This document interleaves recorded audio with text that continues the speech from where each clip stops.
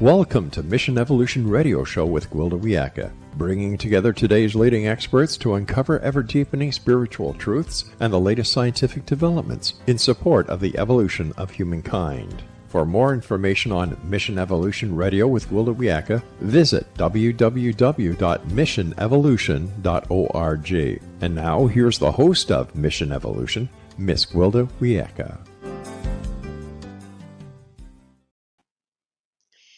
There's much to be learned from dreams.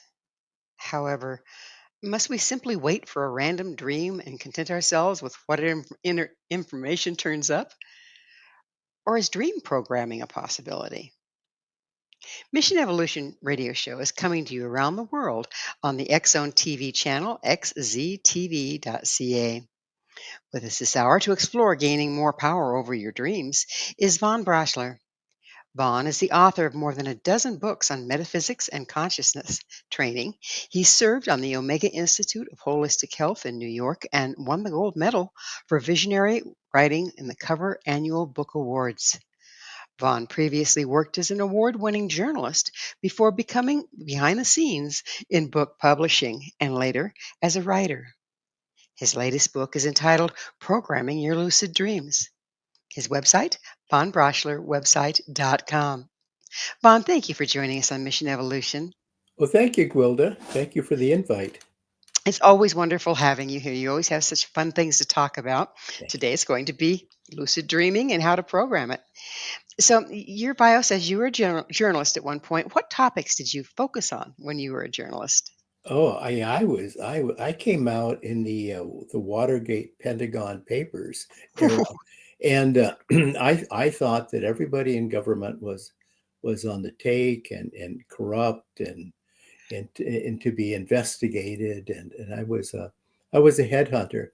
I had to leave. It was just too much. A little depressing, was it?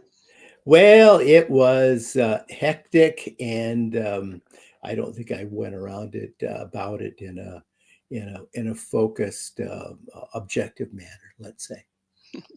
Yeah. So how did you first become interested in metaphysics and consciousness training? Yeah, well, I was a student of a psychic who lived on Orcas Island in the San Juans off Washington State, called Louis Gittner. And he taught me many things about consciousness training and dreams and such subjects. And then I had a profound experience all in the winter of 1980. I was living on a mountain in Oregon, and not the one that blew up, the one next to it. And I was snowed in for 8 days, and I had a spontaneous, very vivid lucid dream that was profound. And I wanted to repeat it. I wanted to re-enter the dream. I wanted to be able to go there on command and return to that very, very dream, that same dream, with let's say a focused agenda. And I wondered how to do that. And I studied and I talked and I met with Lewis and I read. And it took me to some very ancient books, yoga books, Vedic training. And I went back thousands of years ago to the book called Yoga Sutras of Patanjali. And it is a book on consciousness training.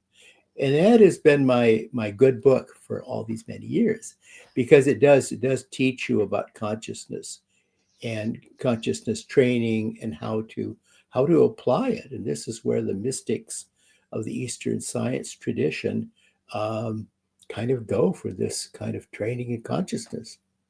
So how old is that practice? I believe it goes back probably 4,000 years or older. My goodness. And yet do we know any more about consciousness now than they figured out back then? You know, I don't think so. I mean, I get sometimes a little skeptical, Gwilda, because I look at people who want to talk about things like lucid dreams, and they tend to be talking about material matters. You know, they have a very material reductionist point of view. Everything has to be proven scientifically. It has to be measured in material methods. And they don't believe in consciousness. They believe consciousness is simply an on or off switch for the physical brain. And I maintain that it is not. It is something else. So is consciousness located in the brain or is it somewhere else? Oh, I'm going to say it's located everywhere about our being. I won't say it's not located in your brain, but it's not exclusively located in your brain. I believe that consciousness is energized awareness, and it is empowered awareness, and it exists on many levels of our holistic self, that is the body, mind, and spirit. So that it's located on us and about us and all around us. And consciousness is then everywhere. I mean, if you really want to study consciousness, and now physicists are doing this, they're finding that consciousness exists everywhere, that everywhere is energy and awareness. It is as the Hindus would say, it's a Shiva and Shakti. So, how do we know where our consciousness ends and the consciousness of nature, say, for instance, begins? Thank you. Great question. Boy, you really nail it, Gwilda. This is it. So consciousness is omnipresent. It is the initializer. It is the starting point of all awareness. All living things, therefore, would be conscious. The earth itself is conscious. Rocks are conscious. Trees are conscious. Bees are conscious. Um, Sand fleas are conscious. I mean, where do we stop? Certainly, the hummingbirds that I just finished feeding a few minutes ago are very conscious, very, very aware. It is energized awareness, and so we are all then connected by consciousness, and so becoming aware of that is like a very high level of what in the Eastern tradition they would call Raja Yoga or awareness. So, is the consciousness, if you take that and you consider it in relationship to the brain, does the brain actually become a receiver and transmitter rather than a generator? That's it. That's it. So in my system that I've learned, and I guess I have my own personal slant on now lucid dreaming. My approach is that your consciousness, your inner spirit, your consciousness that dwells within, apart from your physical brain, your mind, goes somewhere and has an experience, and then it comes back and it absorbs the message, it internalizes the message, it washes over it like waves of an ocean or the wind, and then it includes the analytical brain in what it knows. It fills it in.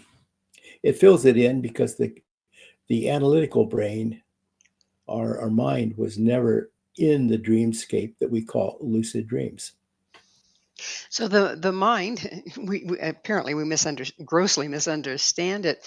And if you're working with consciousness and trying to, like you say, you go out and you get some information, come back, try to translate it to the brain, how much is lost because the brain is so linear? How much can it simply not grok, if you will? Well, that's it. It can't take a lot, so you have to break it down gradually. My technique in coming back from a lucid dream is to let it wash over the body, let the consciousness absorb it, and kind of like review the scenes you've seen without analyzing it. Because if you analyze it, then you're activating the physical mind again.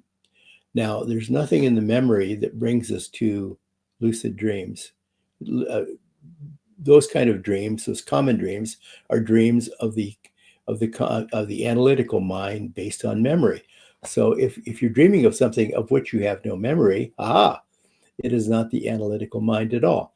But you come back and you fill it in, and being very linear, it can only absorb to a point. So my technique in dream journaling, to get to the point everybody likes, dream analysis, dream journaling, and all that good stuff. And that's not old, by the way. I mean, the Greeks 5,000 years ago were doing that. Dream analysis, dream journaling. What does the turtle mean? And do I write it down on my papyrus as the Egyptians did? Well, the analytical mind can only absorb it to a point, being linear and not present at the scene. So what you do is you fill it in, you come back from the dream, you say, okay, this is where I've been. I'm going to report to you now. This is what it. Ooh, look here, I'm going to send you some pictures. Ooh, file them away. Ooh. Then you get up and you feel really ready to go. And you sit down at your writing desk and you pull out your dream journal and you write down the basic outline of where you've been, what you've seen, without trying to overanalyze it. You can't overanalyze a lucid dream. Having said that, everyone tries, and it's important that we gain insight of a very personal nature from these very meaningful, impactful dreams we call lucid dreams. But it is very difficult for the analytical mind to do so, having never been present and having no ability to really analyze it. So, how does consciousness relate to the dreamscape, to dreaming? Consciousness is what's going to take you there. It is going to be your vehicle. It is your spaceship that's going to take you there. Zoom, it is the boat, the ferry that's going to take you there. And the agenda you set up in your mind's eye, then in programming your lucid dream, becomes a picture like a map, and the consciousness looks at it and says, okay, got it. Boom, we're gone. And it could take you virtually anywhere because your consciousness, I'm just going to throw it out there, your consciousness is not limited by the physical realm. It is free to leave and go anywhere at any time. So the lucid dream is a dreamscape that can be quite exotic, and it can be quite new and different.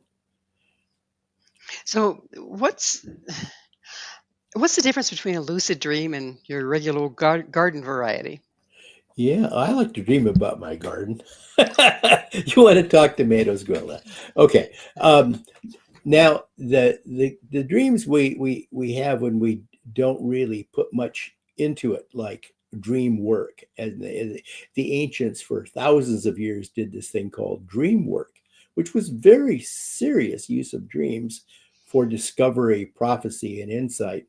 It was a divine connection. It was a window to the soul. But our common dreams are dreams where we just are not fully rested. We lie down and we are reluctant on some level to really rest and let go. Oh, Vaughn, I hate to do this. We're going to have to leave this as a cliffhanger because it's time for a station break. Vaughn and I will return very shortly, so don't go away. This is Mission Evolution, missionevolution.org. Is dream work new? With us this hour discussing programming our dreams is Von Braschler, the author of Programming Your Lucid Dreams. His website, vonbraschlerwebsite.com. Von, we were talking about the difference between lucid dreaming and your garden variety, and you were going to take me out to pick some vegetables, but anyway, you get the idea. What would you mind continuing with that? Well, lucid dreaming is letting go. It is letting go of your memories, your thoughts, your concerns, all of your worries. It ends the endless chatter, the endless mind loop that goes through our heads and will not shut off. So that many times when we think we're going to sleep and we have a common dream, we're just simply reliving something or playing out a scenario of our concerns about what comes next. So it is the problem of not shutting it off. We're often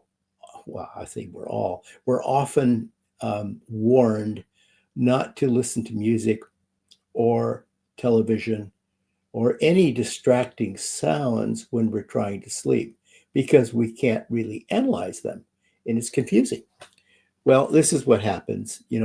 Our physical brain is not shut down, is not at rest, and it's just grinding away on these old issues of what happened yesterday, problems of today, and concerns about tomorrow.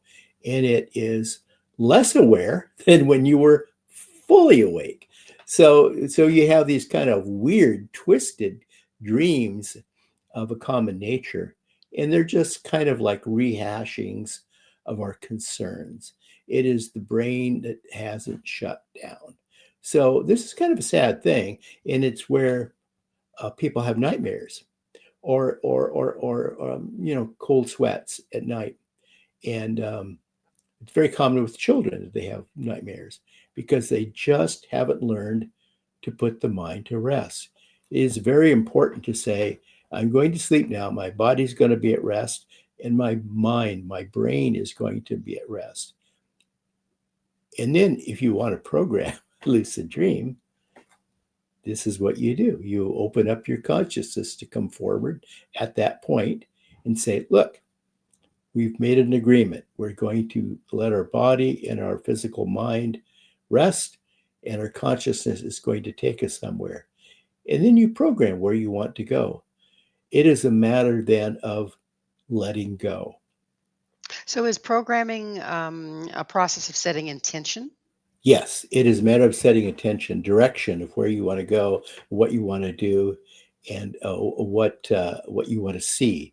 It is a journey of discovery, and every journey, you have to plan for it, and you have to prepare for it, and you have to pack for it. You have to have an agenda where I'm going to go and how I'm going to get there, and what I hope to discover, and why am I going, and who's all going to go with me. And there's a lot of planning.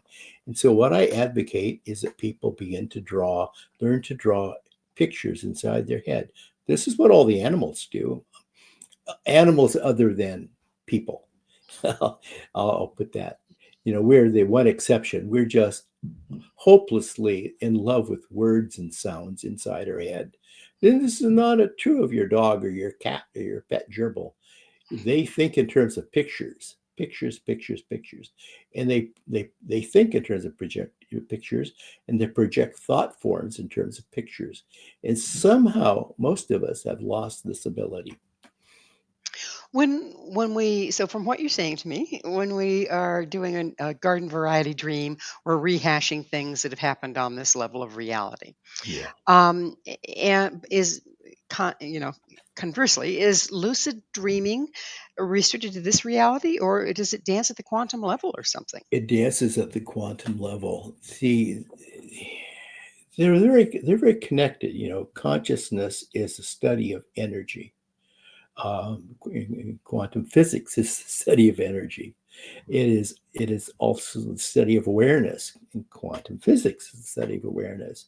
We see now mysticism and science coming together, converging at this time. This is wonderful, wonderful. And people who want to hold on to a material reductionist point of view, this linear thinking about everything, have got to let go.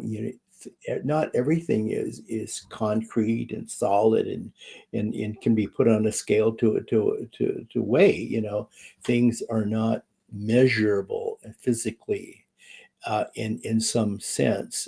We're talking about energy and awareness. These are things that are not physical.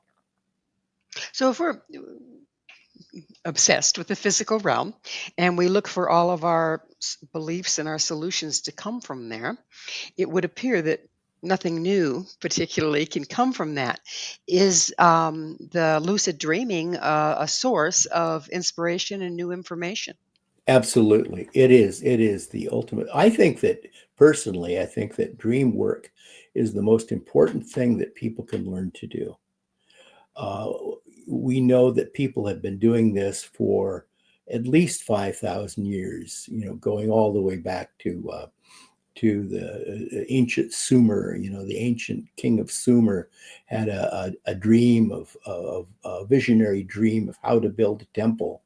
We have the story of Gilgamesh in his journey through various realms of reality in meeting with divinity. And this is a common theme that goes through Egypt and the dream temples of Egypt and Aristotle and in Hippocrates. They all believe that dreams were a great means of discovery, great discovery. And when we say discovery, this is the spirit within you wanting to know more, wanting insight. But it also can be very practical. I mean, I use lucid dreams to find lost objects. I find lucid dreams to answer questions that I can't resolve in a waking state with my analytical mind, because my consciousness has new eyes, and it is more adventuresome, and it can find things that I physically, in my own memory, don't know how to get there.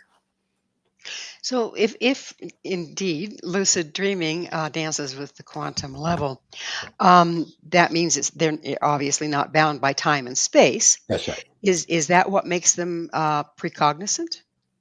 Absolutely. And it we can dream outside normal space and time. We can go into the past. We can go into the future. We can certainly have dreams of precognition. We know that for many, many, many, many years, people have had reliably good dreams of prophecy. And this can only be an example of our consciousness looking forward in time and then coming back and having a conscious memory of it. And then translating that to our analytical mind saying, don't take TWA tomorrow at 2:30, So let's dance with timelines within this Yeah, within this conversation. please. So if we are going to have a precognitive dream, how do we know which timeline it's on, and so that we can find the timeline we want to be on? That's it. So I find that I can draw a dream, and I don't have to be extremely specific. I can just see myself in a certain situation, and my spirit can find the place, because my spirit, being pure energy, being pure awareness and consciousness, my spirit can travel at any point in time and space, and it can find these situations. I don't have to know exactly the place on Earth or not on Earth. I don't need to know specifically the time of day or the year or the month to where I'm going. If I can draw a picture, and I'm not a very good artist, I assure you, but I can draw a picture, and if I'm in the picture and my intent is to go to that situation, my consciousness can take me there. It is like an unerring arrow. So, say for instance, God forbid, I had some kind of a horrible illness, and I decided to want to navigate to a timeline where Yeah, I could move beyond that illness. that's right. I set my intent. I don't have to know which timeline. That's right. And since you're on the subject, there were many people in classical Greece, like Aristotle, Hippocrates, who believed that you could diagnose and heal outside space and time using dreams. I found that to be very true. I mean, I've led groups in actually going to what I call your special healing place and regenerating and rejuvenating oneself, whether physically, emotionally, or spiritually depleted. Well, if we think of illness as imbalance, okay, Yeah, does the dream take you to a place where you can reconnect with your balance? that's it. And this is going to be different for each person. It's customized, right? I mean, there isn't a special place that's going to be so right for you, but also so right for me. I mean, we're going to be looking for a special place of balance. And our consciousness knows where to find that place. I think it's a matter of trusting your inner self. And haven't we all been taught this forever? Trust your inner guide. That's what So, it is. so how does lucid dreaming relate to, say, trance states like shamanism? Yeah, thank you. Exactly so. So I find that while I like to study Samadhi mystics of the East, I can also look at shamanic trance work and the vision quest in going outside normal space and time in shamanic visionary work. It is extremely, extremely similar. I think we're talking about like semantic differences. It is basically the same approach, I find. In You, fact, one of my teachers, in fact, was called Spotted Dove, and she taught me how to use my dreams to reach my own spirit animal, my spirit guide animal. It was extremely helpful, and that was outside space and time. so that's rather than using the shamanic trance, you use your dreams. That's right. So she said, "Well, she said, you can go there in a waking sense." And she said a waking dream. She meant a trance. And then she said, or you can do this in your dreams. She said it's the same thing, but you have to want to go there. You have to want to go there, and you have to picture where you want to go, and you have to have a great intent to go there, and then an all-consuming intent to go there, desire deep within you, and then you will go there. And yeah, it is. Yeah, that's the way trance work operates. So once again, we're working with setting very clear intent. That's it. Clear intent. It has to be specific. You can't be. And now I've said it's specific, and before I said, you can be somewhat vague. Your spirit knows where it wants to go, but it needs to know what you want to learn. So you have to become um, you have to know your inner self, because you have to know what your heart's desire is. You have to know what you really need. And if you don't know, you need to have the sense to ask your inner self, your spirit, what it needs and where it wants to go, because it will take you there. Well, it's time for us to take another station break. This is Mission Evolution, missionevolution.org. Are you lucid? This is Mission Evolution, missionevolution.org. With us discussing lucid dreaming is Von Braschler. His website, vonbraschlerwebsite.com.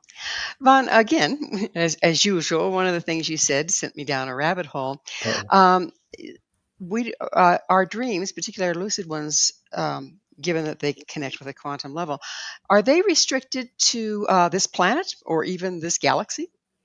no, absolutely not. And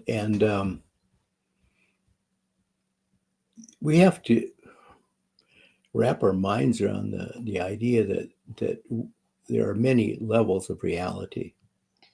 Um, and I'm not speaking just of dimensional reality, um, but there are many levels of reality that people tend to call alternate reality, which are really not alternate reality. It's a misnomer.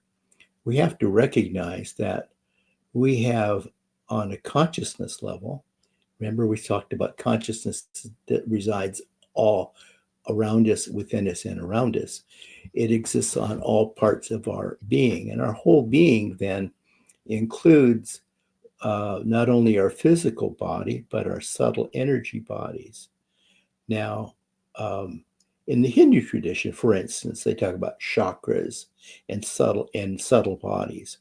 There are many other traditions that speak of it in different ways, but the idea is that we have energy bodies that are non-physical bodies that relate to various aspects of ourselves and reality. And one is an emotional level, or an astral level, if you will, or an etheric level, if you will. Then we have like a causal level of awareness. And then we have like a mental level of awareness. And then there are various higher spiritual bodies. Well, we have at our disposal these subtle energy bodies, which are fully energized and aware. They just need to become activated. So what I'm going to suggest to people is that you're walking around with energy that you're not using. You have energy and awareness that you're not using.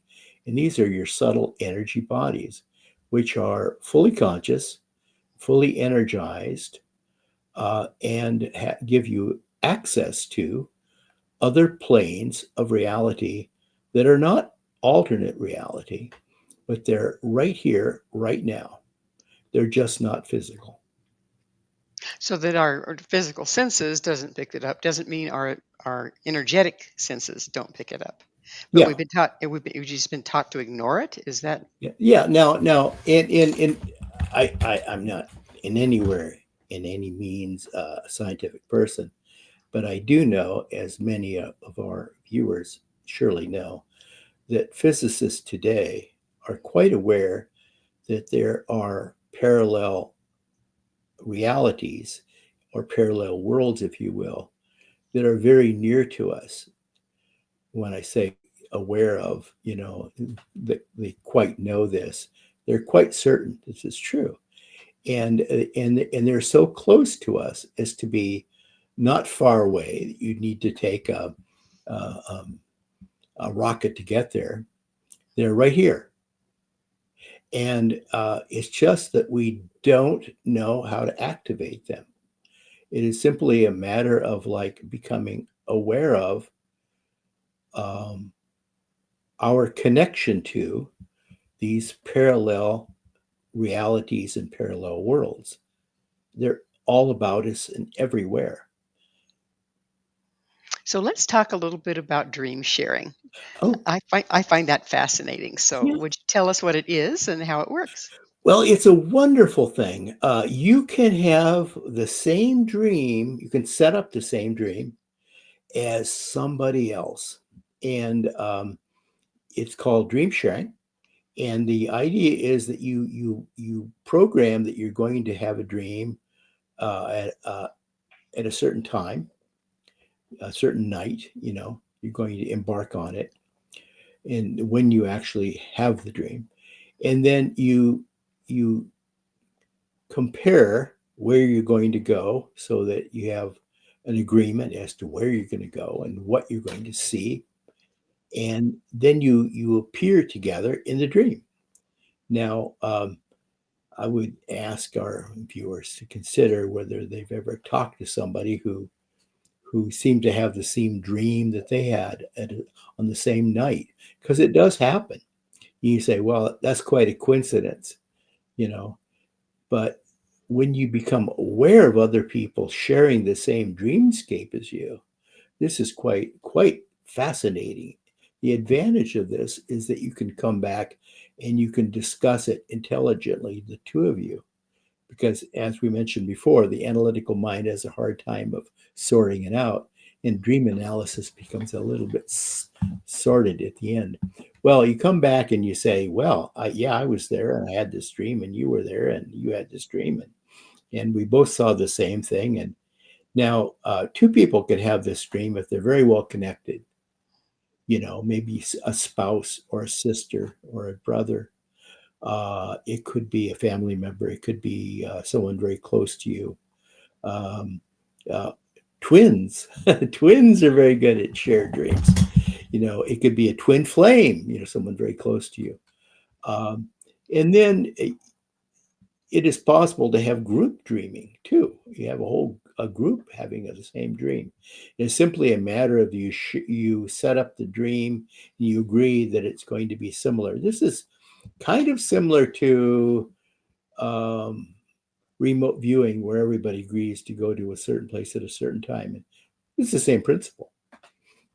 So I've actually experienced. I was in a dorm with a whole bunch of people, right? A whole bunch of other girls, and about 6 or 7 of us. We were all in the same room on different cots, and about 6 or 7 of us had the same dream one night. Yeah.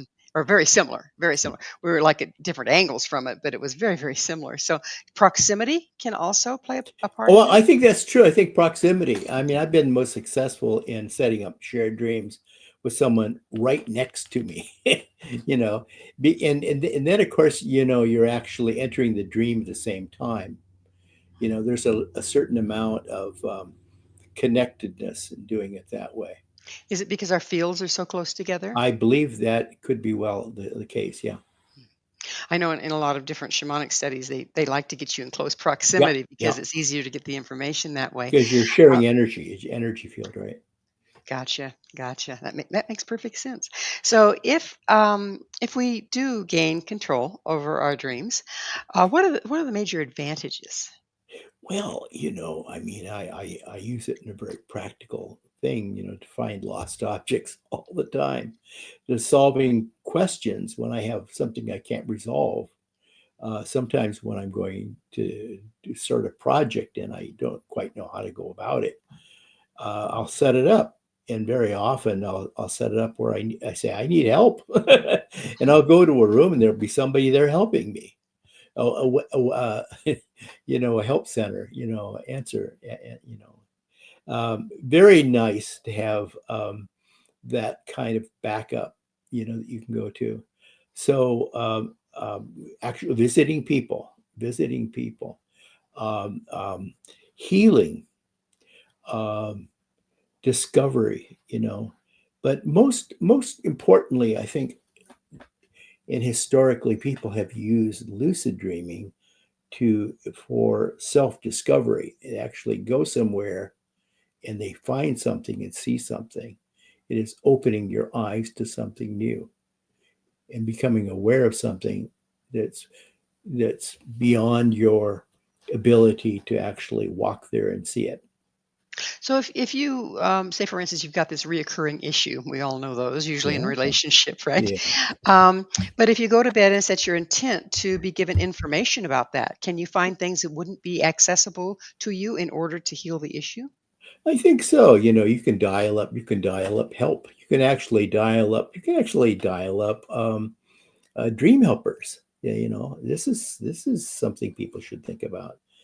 Dream helpers, people that'll help you on a dream level. These are people, that on the spirit realm will be there for you. They could be people um, that do this kind of work. You could actually set up a dream where you actually try to resolve a problem with somebody, and imagine a shared dream with somebody you're having a problem with. Can work it out in your dreams. This is extremely good. But the way people have traditionally used dreams is for prophecy, healing, divine connection, and then meaningful discovery. And by meaningful discovery, I mean think of terms of like the hero's journey, where you embark on a great arc of a journey, and then you have great encounters and ups and downs and challenges and gatekeepers, and great moments of distress, and then you come out of this, you emerge from this a greater person from the discovery of it all. So I think that you can actually, every one of us is potentially a hero, right? Every one of us needs to take a hero's journey. And you don't have to leave home to do it. You can do it in your dreams. Well, it sounds like it could get pretty complex. Can you do a to be continued? Yeah, absolutely. And I think that in serious dream work, the kind that we read about, in ancient Rome or Egypt, they would seriously want to go back and continue dreams and do an expansion of dreams. Now, a lot of people say, I want to have that dream again. Well, do you want to have that same dream again? Was it just entertaining or was it impactful and meaningful? And if it was meaningful, then I think you should like expand on it. You should like push it farther and farther, expansions to your dreams. So I think that the idea of recurring dreams can be expanding on the dreams. So you're pushing it. Now, I have dreams, situations that I've continued for years, and there are people that I know in my dreams that I just don't know in this physical reality, but they're out there somewhere. Maybe they're dream friends. We're sharing our dreams. I know that a lot of people will have a dream of something called the upper room. And the upper room is where you go, and there's all people hearing some great, profound message, but everybody gets a different take on it. They all hear something different. It's usually telepathic. And this is called the upper room. And this is a common dream. This is a common lucid dream. And people are when they have this dream of the upper room, they will never forget it. It's very meaningful, and that you learn something on a very individual level that even though there were others there, perhaps that was just for you, and yeah, I think that's a good use of a lucid dream. Well, it's time for us to take another station break. Please stay with us. Vaughn and I are going to continue to explore the fascinating dreamscape. This is Mission Evolution, www.missionevolution.org. Consider the possibility. It's not just what you're dreaming or even where you're dreaming, but when. This is Mission Evolution, missionevolution.org. We're continuing our discussion with Von Braschler. His website, vonbraschlerwebsite.com. So, Von, we talked about lucid dreaming being not only connected to the quantum field, but outside of time and space. If you're trying to program a dream, that means that there's a lot of things you have to program into it, isn't it? Like when, where, how, what, who? That's it. I always say to keep drawing and drawing and drawing and until you think you have all the details, and you really can't be detail oriented enough. You keep adding details because that all becomes part of your focused intent of where you're setting up a dream. Very specific. Be very specific in how you want to dream. Now, you might not get all of that because you know what? Spirit might say, this is out. You're not ready for this. When I started this out, I had a lot of things that were rejected. They were just flat out rejected. Spirit rejected it. When I had a dream helper, the dream helper would say, I'm not taking you there. You're not ready. But yeah, what I love about dream work is that it's, impactful, meaningful. You literally can go anywhere, alternate realities. But I love that you can dream travel. You can travel outside of time and space. I just love that. Yeah, it's freeing after we've been stuck in these physical bodies, believing that this is all there is, isn't it? Well, it can be very meaningful to a person to go back and discover not only how things were as a child, and because you're the adult in the room now watching yourself go through a childhood experience. But you can also go quite a bit back in time to find out who you were before. This is, for a lot of people, very significant, and it kind of like isn't who you are now, but it also is an indicator of how you got to where you are now. Because the spirit knows everything about you, the past, the future, and the dreams can take you there. Are we the spirit we seek, though, Vaughn? Is the spirit us? The spirit is us. Yeah. Mhm. So you talk about spirit helpers, and dreams are typically full of allegories and metaphors. Yeah. Are these actual beings, or are they an allegory or a metaphor? Yes and no. Yes and yes. Yes and no. Certainly,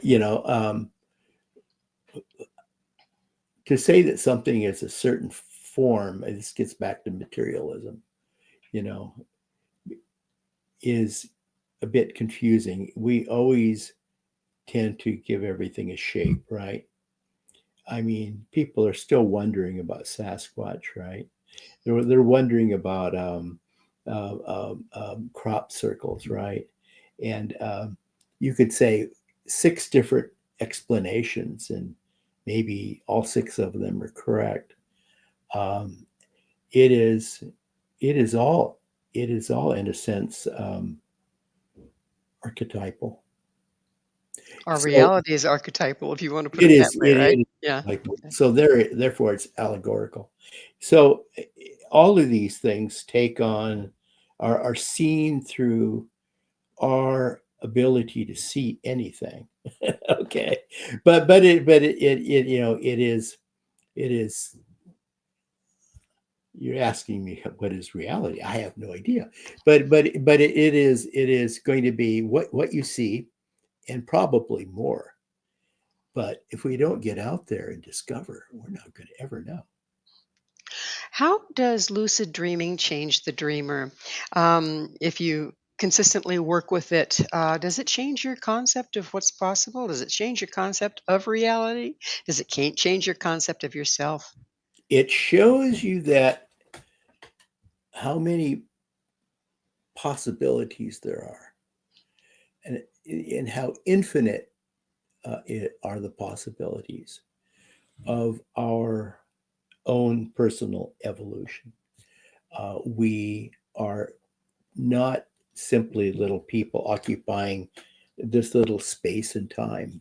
We're much more than that, but this is all we see, because this is where our five senses are taking readings.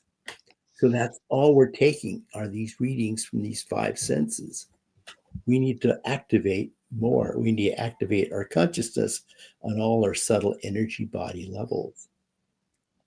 It Because is our five senses, just even what they sense is pretty darn limited, as in comparison to all the but bandwidths that is are out there. yeah. So to get to the point, it's a matter of like tuning out the five senses. So I never ever advocate somebody setting up a dream with incense or music or anything that's going to stimulate the five physical senses. You need to actually tune those off, tune those out, you know, disconnect for a while, just for a moment. You know, it's okay. You'll get to smell the roses later on. But in its place is conscious awareness. And your awareness is a different way of looking at things. So, how much, we are all, most all of us are anchored to a TV set or a tablet or our cell phones or social media. How is that impacting our ability to let go and have a lucid dream? Is it It, programming it, us? I guess is what I'm it asking. is programming us, and it's a little bit sad. And yeah, I'm guilty of this as much as anyone is.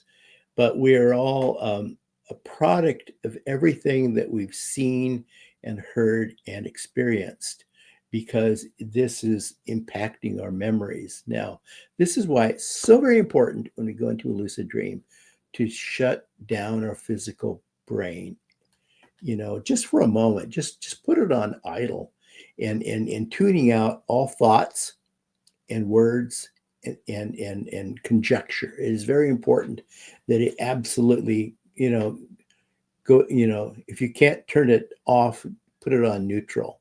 I always say, like, you don't just tune down the volume of the TV, you go behind and you pull the cord. That is it. So people who have learned to meditate might have an easier time with this. You know, I think one alternative to that would be to learn to do self hypnosis. And this is a great way to train for people who have trouble with meditation. So, if we, again, are able to cross time and space, is it possible to go to our future selves and get some advice on did that go well for us, or should I look at doing it a different way? I personally found that very difficult. I've been able to go into the future, but I have not been able to see myself in the future. And I suspect it's because I wouldn't recognize myself. Don't know. I don't know. I go in the past and find myself, but I can't go in the future and find myself. I'm not saying it's not possible. I don't I don't like to advise someone to try something that I've never tried myself, but I wouldn't rule it out. I know you can go in the future. I definitely know you can go to the future in a dream, and it will take you there, and you'll see things. My goodness, shamanic travelers have done this for years, going forward to see what's going to impact their people. So, if a person is trained in remote viewing, how does that differ from lucid dreaming? I don't think it really does. And people look at me like, you're daft, man, but I don't think it does. I think it's just simply a matter of learning to let go and then disconnect and then take your consciousness and then leave. And your conscious awareness is leaving and going somewhere and seeing something. Now, does it really go anywhere? I don't know that there's even such a thing as space. I don't. I'm really, suspicious that our whole idea of thinking about time and space is so twisted that we have it all wrong.